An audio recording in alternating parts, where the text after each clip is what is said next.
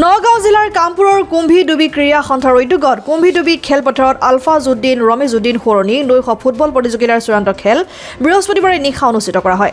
Diphu football দল বনাম যমুনা নামক ব্যৱসায়িক সংস্থা ফুটবল দলৰ মাজত অনুষ্ঠিত হয়। দুয়োটা দলৰ মাজত অনুষ্ঠিত হোৱা চূড়ান্ত ফাইনেল ফুটবল খেল প্ৰতিযোগিতা যমুনা নামক ব্যৱসায়িক সংস্থা ফুটবল দলে বিজয়ী হয়।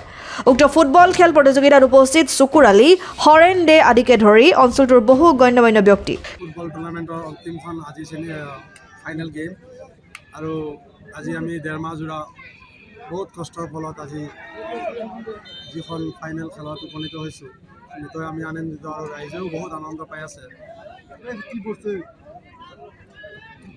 খেলত বিটুং আৰু যমুনা নামক ব্যৱসায়িক সন্থা, বিটুং দল আৰু ব্যৱসায়িক সন্থাৰ ভিতৰতে যমুনা নামকৰ ব্যৱসায়িক সন্থাই আনিছে মৰিগাঁও, জাগিৰোড, শ্বিলঙৰ পৰা 2 এটা ল'ৰা আহিছে, যিহেতু তেওঁলোকেও আমাক বহুত আনন্দ দি আছে। যিহেতু আমি সকলোৱে আনন্দ, বিশেষকৈ মই আমাৰ পীযুষ দাদাক কৈ আছোঁ, যদি আপুনি আমাৰ এই নিউজটো চাই আছে, আমাৰ এই পিছপৰীয়া গাঁওখনৰ আগত আপুনি অলপ সহায় সহযোগিতা কৰি আমাৰ এই ফিল্ডখন যিহেতু ৰেজিষ্ট্ৰেশ্যন নাই, ৰেজিষ্টাৰ কৰা মানে